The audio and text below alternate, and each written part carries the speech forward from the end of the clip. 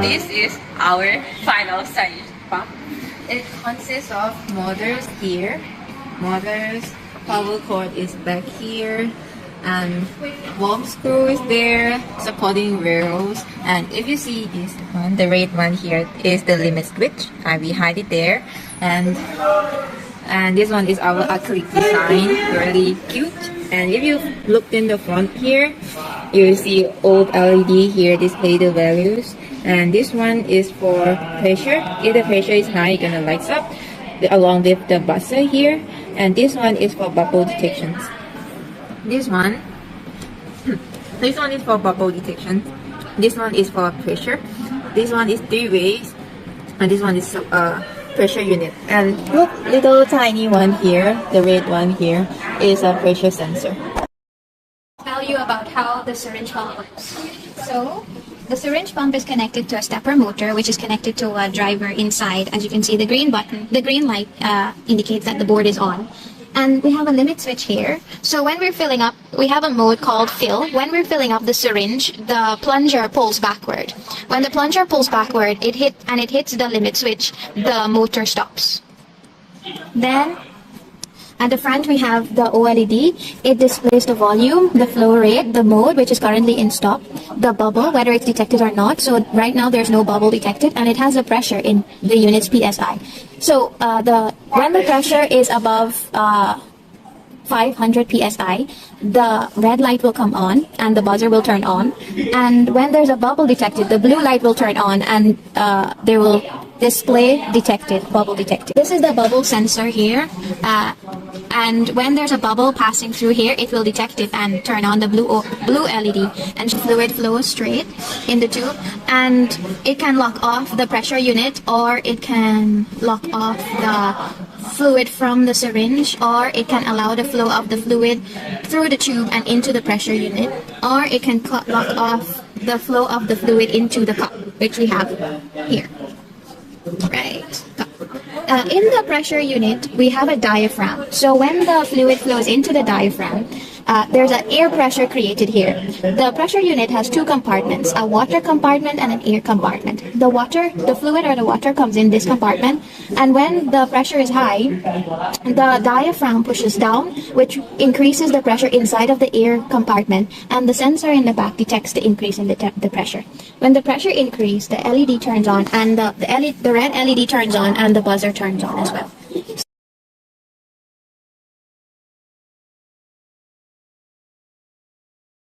Now I will set the volume, and I will set it to 5 mils. So when I press the up button, the volume increases. So right now it's 5 mils. And I will leave the flow rate to 1 mils per second, just for demonstration. When I click number 1 on the control pad, the motor runs. So 1. And right now, the mode turns to run, as you can see, run. Right? And then when it's finished dispensing 5 mil, it stops. Now I will demonstrate what the other menus look like. When I press on button 2, it fills the tube, it fills the syringe, and the mode will change from stop to fill. So 2. So the mode changed to fill. Right, so right now it's moving backwards and it's filling the syringe. When I click on 4, the mode should change to purge. So purge, and the syringe, everything inside of the syringe is dispensed. Right. Okay, so now I will demonstrate how I change the flow rate. So I will click the right button to move down the menu index, and I will click the up button to increase the flow rate to 3, or I can put it to 5. Right. Volume, I will change it to say 9,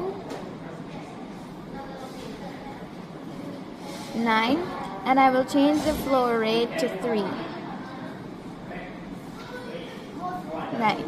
And now I will try to dispense. Since I set the volume to 9 mils, and the flow rate to 3, that means that the syringe pump should dispense 9 mils in 3 seconds, right? It's currently at 20, so run.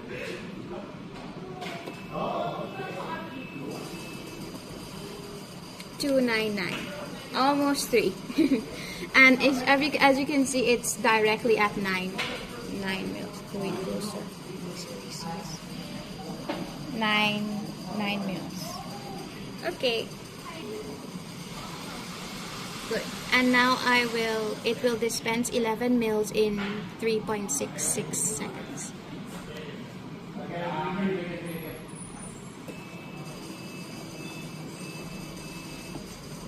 Okay, so it's 3.53, which is very close. And it is at 11 mils.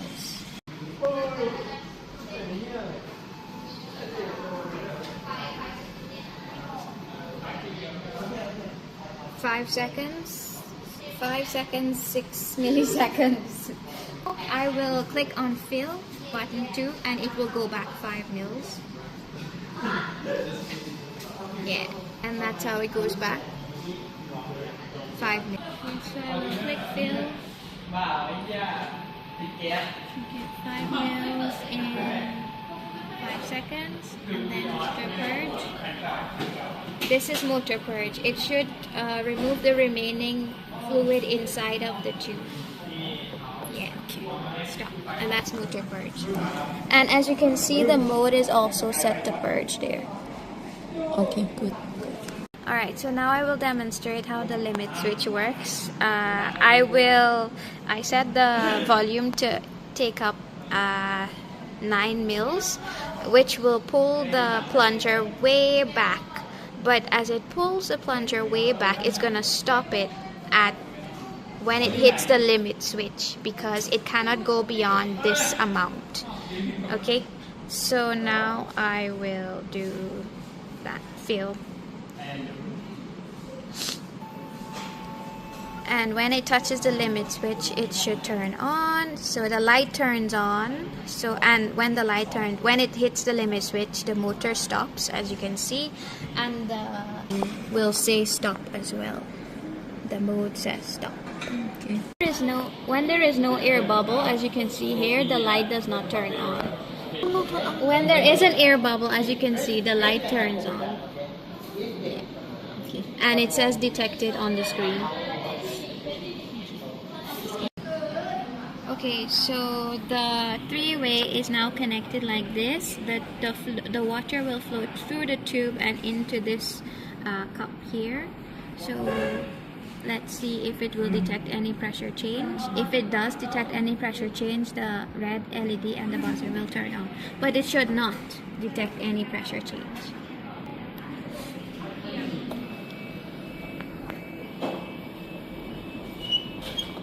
Right, so there was a very slight change in pressure, just from -6 to 7, but it did not detect any change because this part here is closed. First, I will fill the syringe with 15 mils of water. I will dispense 15 mils to see if there's any change in the pressure. Because there should be a change, because the flow through here is cut and the fluid will only flow into the pressure compartment. And yes, it detects some pressure change. The LED turns on and the buzzer. So I will fill it up back so that the pressure in here decreases. Yes.